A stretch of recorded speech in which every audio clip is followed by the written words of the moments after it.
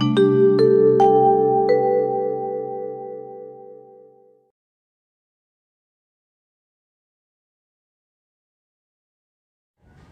Morning class. आज हम ध्वनि का अध्ययन करेंगे। सबसे पहले जान लेते हैं कि ध्वनि किसे कहते हैं। ध्वनि भाषा की लघुतम, सार्थक एवं अनिवार्य इकाई है। समयानुसार इसमें परिवर्तन होते रहते हैं। ध्वनि शब्दों की आधारशिला है जिसके बिना शब्द की कल्पना नहीं की जा सकती। अ, आ, इ आदि जब मनुष्य की वागेंद्रियों द्वारा व्यक्त होते हैं तब ये ध्वनियाँ कहलाती हैं। इन ध्वनियों को भाषा वैज्ञानिक शब्दावली में स्वनिम तथा अंग्रेजी में फोनिम कहा जाता है। ध्वनि के बिना भाषा की कल्पना ही नहीं की जा सकती। हम जो कुछ बोलते हैं अथवा उच्चारण करते हैं वह सभी ध्वनि हैं। जब यह ध्वनि सार्थक बन जाती है तो भाषा बन जाती है। इसी ध्वनि के लिखित रूप को ध्वनि चिन्ह अथवा वर्ण कहते हैं। वर्ण को अक्षर भी कहते हैं। अ, आ, ए, क, ख, ग आदि बोले जाते समय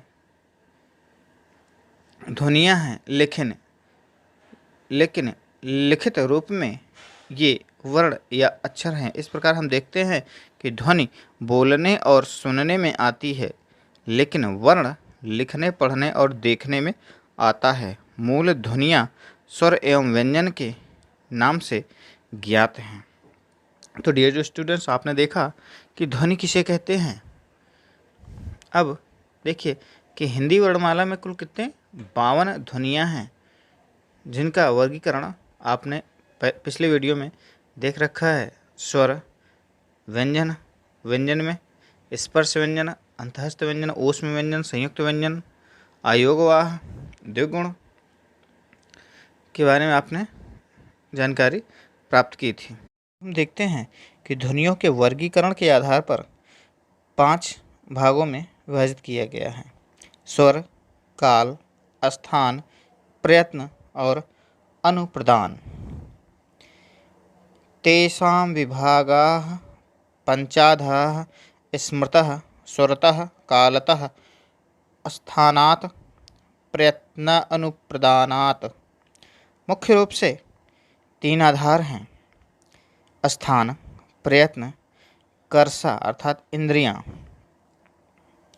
ध्वनि उच्चारण में निःश्वास वायु मुख के जिस भाग में अवरुद्ध होती है उसको स्थान कहते हैं। ओठ से कंठ तक इनकी स्थिति होती है। प्रिय स्टूडेंट्स, ध्वनियों के वर्गीकरण में आपने देखा कि 5 आधार पर ध्वनि का वर्गीकरण किया जाता है: स्वर, काल, स्थान, प्रयत्न और अनुप्रदान। स्वर के बारे में आपको पिछले वीडियो में बताया जा चुका है। काल को 3 भागों में विभाजित किया जाता है: वर्तमान काल, भूतकाल, भविष्य काल, जो अत्यंत ही सरल है। सबसे ज़्यादा प्रश्न आपको स्थान पर अर्थात उच्चारण स्थान पर पूछे जाते हैं। फिर वह किसी भी कॉम्पिटिटिव एग्ज़ाम में हो, जहाँ पर हिंदी संस्करण अगर पूछा जा रहा है एग्ज़ाम में, तो उस एग्ज़ाम में आपसे स्थान अर्थात उच्चारण स्थान के बारे में अवश्य जानकारी ली जाती है, पूछी जाती है। इसलिए आज हम उच्चारण स्थान के बारे में देखेंगे। डियर स्टूडेंट, जैसा कि आप स्लाइड में देख पा रहे हैं स्क्रीन पर कि उच्चारण स्थान को कंठ, तालु, मूर्धा, दंत, ओष्ठ, नासिका, कंठ, तालु, कंठ, ओष्ठ, दंत, ओष्ठ, जिह्वा, मूलम और नासिका के रूप में विभाजित किया गया है। कंठ का सूत्र है अकुह विसर्जनीया नाम कंठः। तालु का सूत्र है इचयशानाम तालुः। मूर्धा का सूत्र है ऋतुरसाणाम मूर्धः। दंत का सूत्र है ऋतुलसानाम दंतः। ओष्ठ का सूत्र है उपोपद्यमानियानाम ओष्ठौ। नासिका च का सूत्र है इयमंगणानाम नासिका च। कंठ तालु का सूत्र है एदैतोः कंठ तालुः। कंठ ओष्ठम का सूत्र है ओदौतोः कंठ ओष्ठम। दंत ओष्ठम का सूत्र है वकारस्य दंत ओष्ठम। जिह्वा मूलम का सूत्र है जिह्वा मूल्यस्य जिह्वा मूलम। नासिका का सूत्र है नासिकानुस्वारस्य।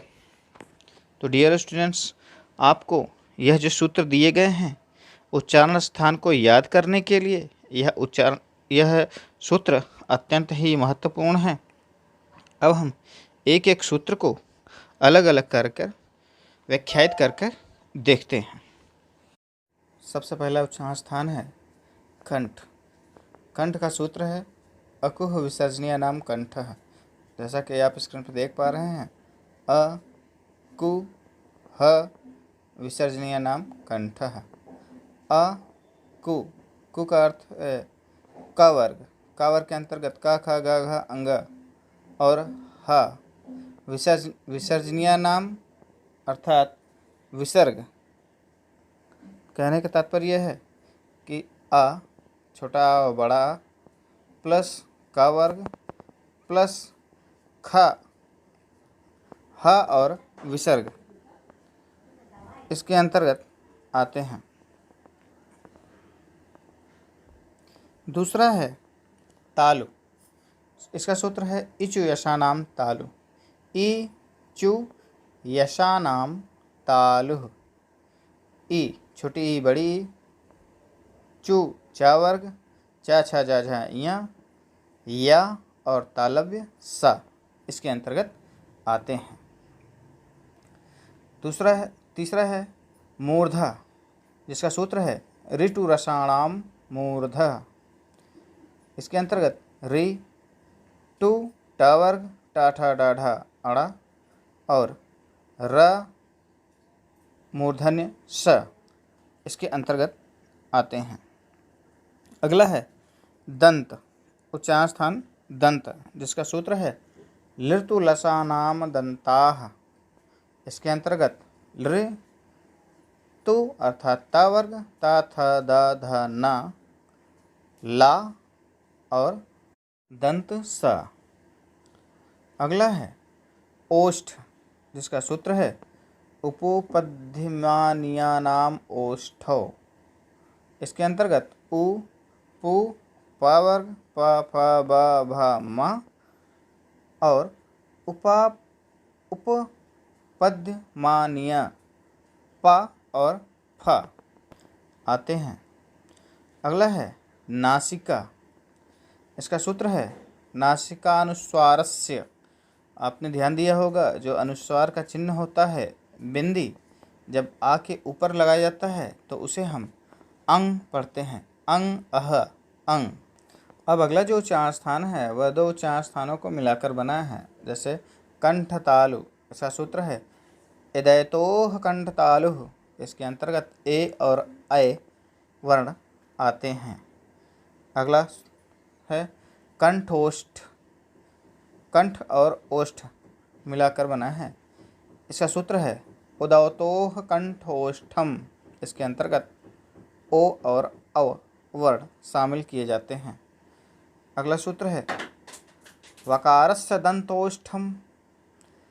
यह दंतोष्ठ के अंतर्गत आते हैं।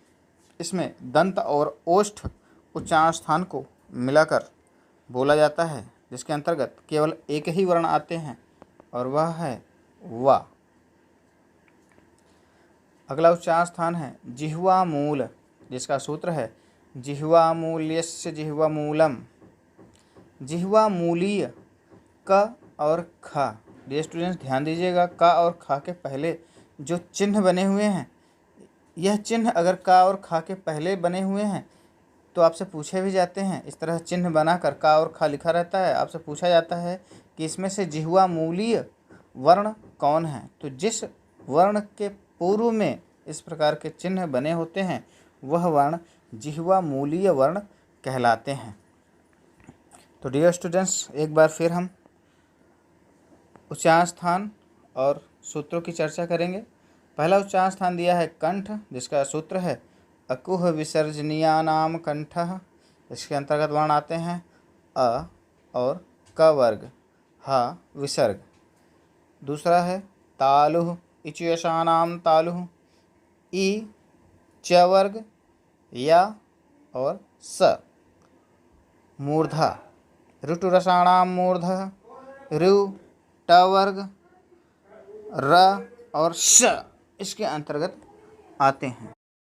दंत लृतुलसानाम दंतः लृ तवर्ग ल और सा।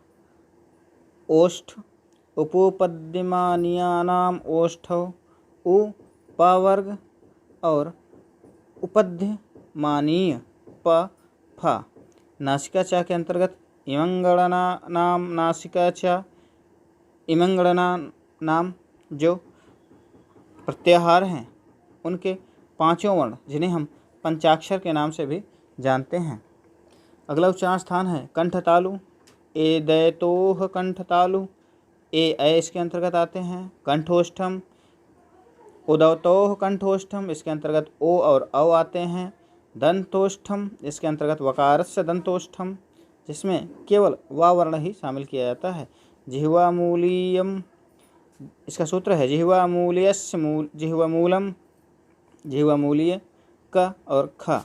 नासिका इसका सूत्र है नासिकानुस्वारस्य जिसमें केवल अनुस्वार चिन्ह ही शामिल किया जाता है। डियर स्टूडेंट्स, आप स्क्रीन पर देख सकते हैं कि किस प्रकार उच्चारण स्थान के आधार पर हम वर्णों को विभाजित करते हैं। आप स्क्रीन पर देखिए, नासिका, दंतमूल, दंत, दंतोष्ठ, ओष्ठ, कंठोष्ठ, कंठ, कंठतालु, तालु और मूर्धा कहाँ कहाँ से उच्चारित किए जाते हैं। तो डियर स्टूडेंट्स, उम्मीद है आपको उच्चारण स्थान का यह लेक्चर पसंद आया होगा। धन्यवाद।